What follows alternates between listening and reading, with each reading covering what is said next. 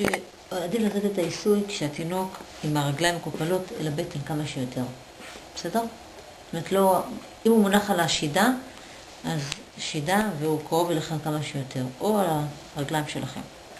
לכם את הידיים טוב טוב, ורצו גם לכם טיפה את השמן, אז אם יש לכם איזשהו מעבר כזה, כן. אז טיפה לכם את השמן לפני שמשתמשים בו.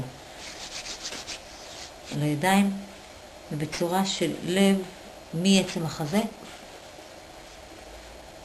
עד הטבור. 5 פעמים.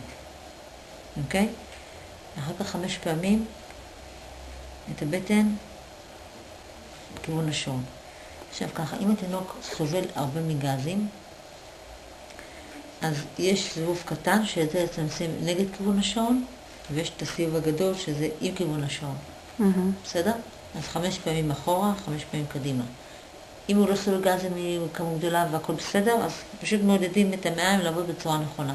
מבחינת החוזק של המגע, כאילו. אוקיי. לא, זה לא... אני אדגים עלייך, ואת תדגימי עליי. תדגימי. סליחה. מעולה. מושלם. מושלם. בסדר? עושים את בצורת לב לכיוון השעון. לוקחים את הכף יד שלנו, מניחים על הטבור בצורה של צלחת, כאורה, ומגלגלים, מגלגלים, מגלגלים. בסדר? 5 פעמים. אז אנחנו לוקחים את היד בצורה כאורה, ובעדינות, בצורה של גל. אוקיי? על היד. ממש ממש בעדינות, על הבטן. על הבטן. כן, על הבטן. אותה יד שהייתה כאורה, אנחנו עושים בעדינות, ממש בעדינות. מאוד חשוב גם להבין שאם פעולה מסוימת לא נוחה לתינוק, אנחנו לא מתעקשים, עוברים מעלה. בסדר?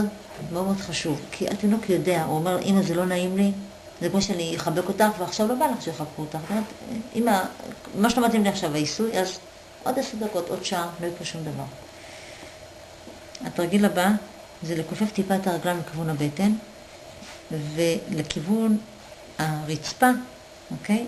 להצמיד את האגן שלו, וטיפה לעשות סיבובים קטנים של הרגליים, אוקיי? של האגן לכיוון השעון, ממש סיבובים קטנים.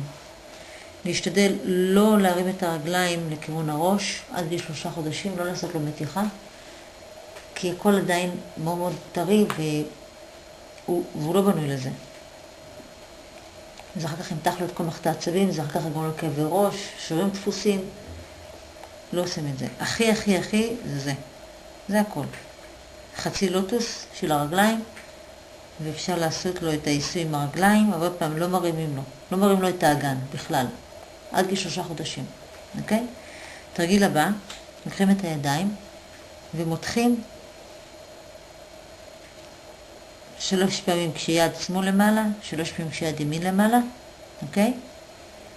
לוקחים את היד ובעדינות מעשים לכיוון השעון, תרשי לי להדגים עלייך, ממש בצורה כזאת, אוקיי? בסדר?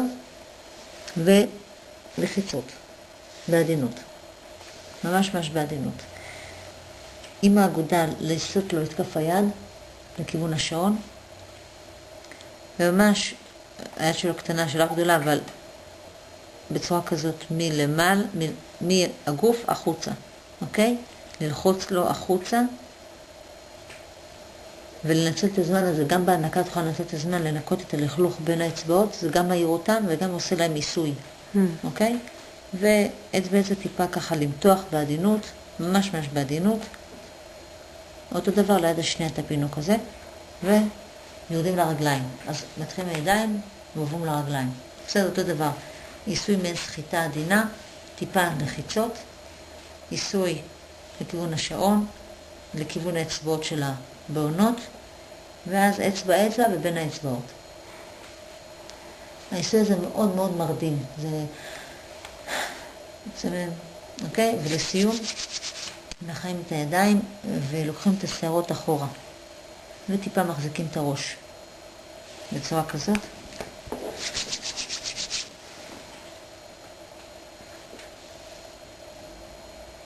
זה לא חזק מדי לראש שלו? לא. זה חזק, תרשי לי. סליחה. וואו. זה חזק. זה חזק גם לראש שלי. זה. אוקיי? זה.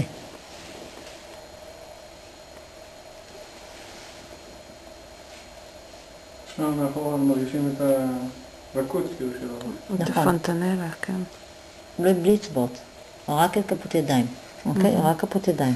זה מותר. כן, בלי אצבעות. הבנתי. בסדר? סליחה על המשקפיים. רגילה. אוקיי? ואם אתם רוצים גם נשים על האוזניים. מה שאתם מכסים לו את הראש, אז לא רק את הראש, גם את האוזניים.